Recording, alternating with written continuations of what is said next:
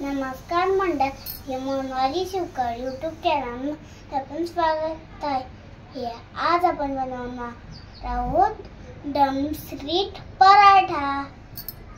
तर आज आपण बनवणार आहोत ड्रमस्टिक पराठा, आपल्या शेंगाचा पराठा। त्यासाठी लागणारे साहित्य इथे मी शेवग्याच्या शेंगा घेतलेल्या आहेत, स्वच्छ धुवून त्याचे तुकडे करून आणि सालं काढून घेतलेली आहेत। गव्हाचं पीठ, अद्रक, लसूण, मिरची, कोथिंबीरची पेस्ट, जीरं, धने पावडर, तीळ, थोडंसं तूप, हळद, आगरी कोळी मसाला, मीठ आणि तेल। आता आपण कृतीला सुरुवात करूया। तर सर्वप्रथम आहे ना, मी आपल्या ह्या शेंगा आहेत ना कुकरला 2 शिट्या देऊन हळद आणि थोडंसं मीठ टाकून शिजवून घेणार आहे। इथे मी आपल्या शेंगा टाकते, थोडंसं पाणी,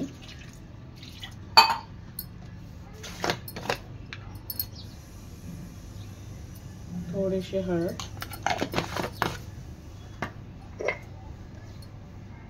थोडंसं मीठ टाकायचं आहे।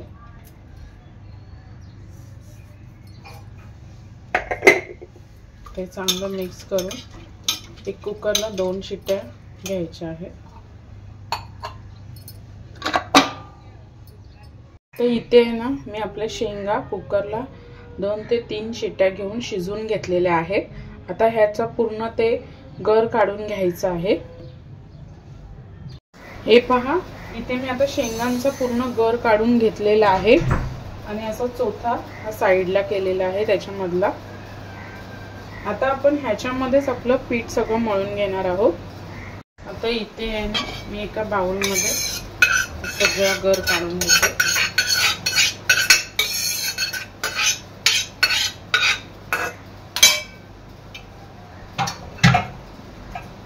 यामध्ये टाकणार आहे मी थोडंसं जिरे पावडर आणि धनिया पावडर,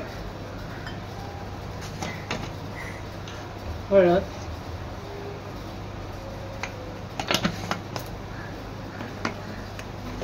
आगरी कोळी मसाला,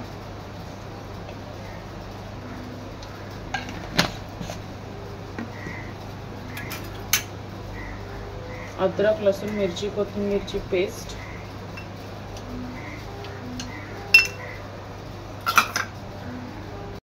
आता ह्यामध्ये टाकणार आहे मी आपलं चवीनुसार मीठ,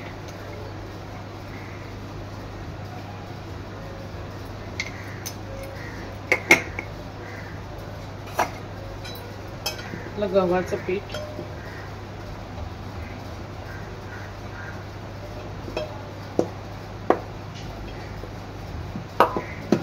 थोडेसे तीळ। जसं आपण पराठ्याला पीठ मळून घेतो तसं आपण हे पीठ मळून घ्यायचं आहे। आता ह्याच्यामध्ये मी थोडं थोडं पाणी ऍड करून आपलं पीठ मळून घेणार आहे।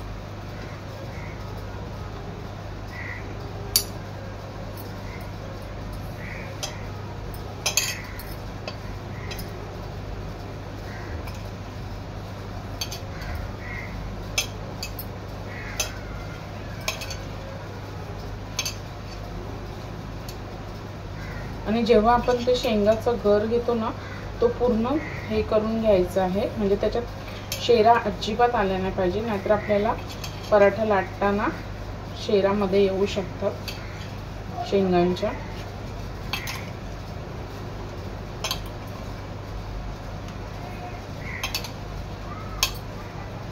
आता हे मी पीठ मळून थोडंसं 20 मिनिटं असंच ठेवून देणार आहे। आता इथे मी असं पीठ मळून घेतलेलं आहे, त्यामध्ये थोडंसं तेल टाकणार आहे, 1 पळी,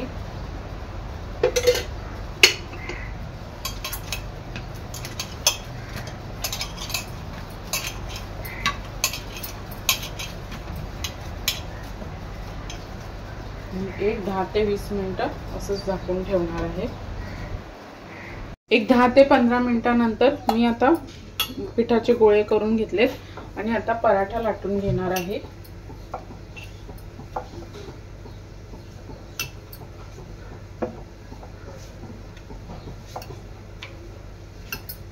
एकीकडे तवा गरम करत ठेवलेला आहे,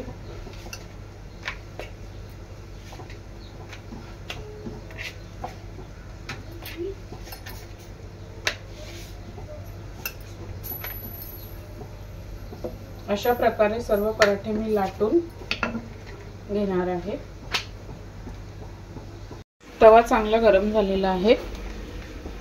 आता पराठा आहे, आपण दोन्ही बाजूने खरपूस रंगाचा भाजून घ्यायचा आहे।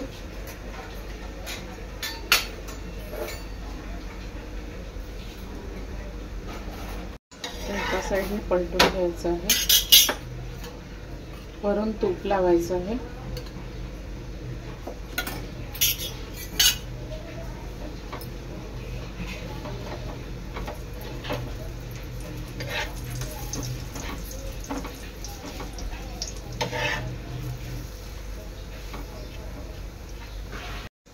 तर एका साइडने पलटून घेणार आहे। दोन्ही साइडला चांगलं तूप लावून घ्यायचं आहे।